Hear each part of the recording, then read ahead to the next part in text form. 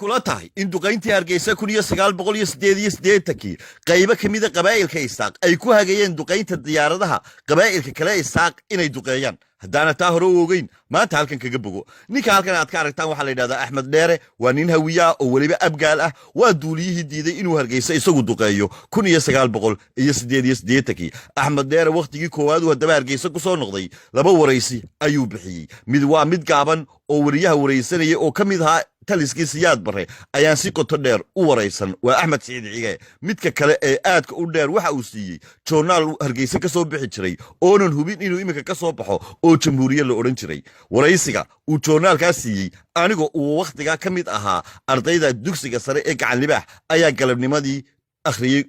hadaba wareysigii oo sidiisii aan wali u hayo una xasuusanahay ayaa waxa u dhignaa sida tan Axmed Dheere wareysiga waxa uu ku sheegay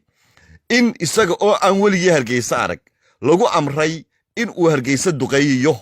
Axmed Dheere waxa uu yiri waxaan kamid ahaa ciidamadii cirka ee Balidoogle xaruntoodu ahayd markuu amarkaasi soo gaaray waxaanu Muqdisho saaxiib ku hayn nin Isaaq oo habar awala oo Sacad Muuse waliba uu yiri Jibriil Abakora ninkaas ayaan u sheegay in amarkaasi igu yimi aan tagay hargeysa halkaana ay tahay in aan duqeyn ka fuliyo ninkaas uma sheegin wax inta dhaafsan ninkaasi wuxuu igu yiri buuri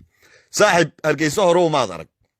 markaad hargeysa tagto garoonkaad ka duqeyn doontaa wuxuu magaalada kaga yaalaa dhanka koonfureed magaaladana waxaad u qaadi doontaa galbeed waqooyi iyo bariba laakiin waxaan ku oran lahaa buuri oo ku leeyahay saaxib magaalada dhanka waqooyi iyo waqooyi galbeed ee hargeysa waxa dega anaga xitaa hooyaday baa ku nool qabaa'ilka iyaguna halkaasay degayiin ee haddii lagu yiraahdo intaa duqee ka meerayso oo meelaha kale iyo magaalada inteeda kale waa ku mubax Axmed Dheere wuxuu yiri ninka markuu intaa igu yiri go'aankayga shakhsigaana hoos buu aniga iyaha wuxuu yiri Balidoogle aanu ka soo kacnay kadib Muqdisho aanu soo marnay Muqdisho aanu ka soo aanbaxnay waa wareysigii oo sidiisii cidda joornaalka maanta helaysa ha ii soo dirto ama babse baraha bulshada ha soo dhigto waa cadadkii jamhuuriya ee soo baxay waqtigii koowaad oo ahayd 2004 mid ahaan cidda soo heshay aniga ii soo dir ama adiguba soo dhig baraha bulshada waa sida aan u idhi wareysiga sidoo u bixiyay Axmed Dheere wuxuu yiri magaalada gaalkacyo la yiraahdo ayaan kaga soo shubtay shidaal waxaan watay diyaaraduna waxa ay buur miig 17 waxa hargeysa igaga soo horeeyay buur dhowr diyaaradood oo 20 gaadhay wuxuu yiri hargeysaanimi fiid baan magaalada soo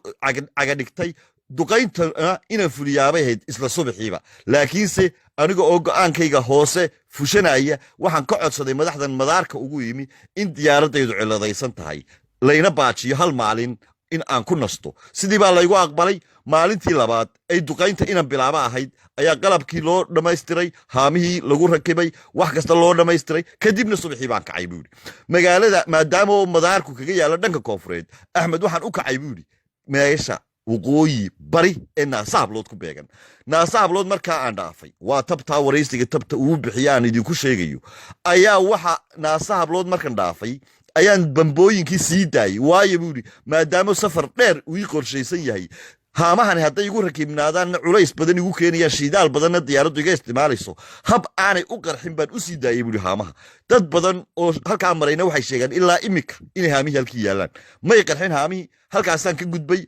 xeebtaan joog hoose ku maray kadibna Jabuuti cimiladu oo aad u xumayd aadna u kululayd waan dhaafayba waan ku soo noqday buuri Jabuuti soo noqodka Jabuuti ku soo noqdayna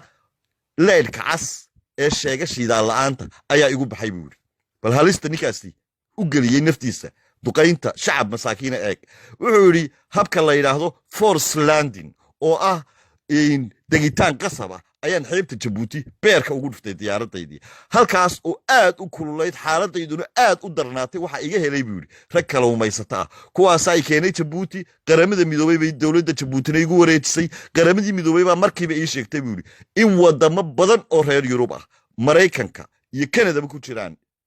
ay aqbaleen magangeliya doonkayga sidii baa laygu yiri wadankay ayaad codsanaysaa waxaan ilaa maanta ku noolay buuri Axmed Dheere wadankan hadda ku noolahay oo la yiraahdo Luxembourg oo waqtiga doortay hadaba Axmed Dheere go'aankiisa iyo damiirkiisa waynu aragnay bal ninka Sacad Muuse Jibriil Abakor waqtiga hargeysa lahaa duqeen niyuu hargeysa cakaara iyo daamaha kale haddii isaga diyaaraddaa loo soo dhiibi lahaa halkuu duqayn lahaa so intaa muu duqeeya taas waxay noo caddaynaysaa in marka faqash aynu maqallo aanay faqash qabiil ahayn ee ahayd koox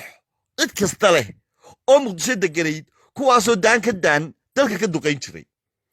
ninkaasi waxa uu ina tusay labaad iyo mar saddexaadba waxaa saacid t v ka codsanayaa cidda soo hesha joornaalkaasi inay ii soo gudbiso amase baraha bulshada soo dhigto taas oo inoo caddayn doonta in hargeysa duqaynteedii qayb ka mida ay isku lahaayeenuun isla beelaha istaa kuwaas oo kuwa kale ku soo hagayey duqaynta diyaaradaha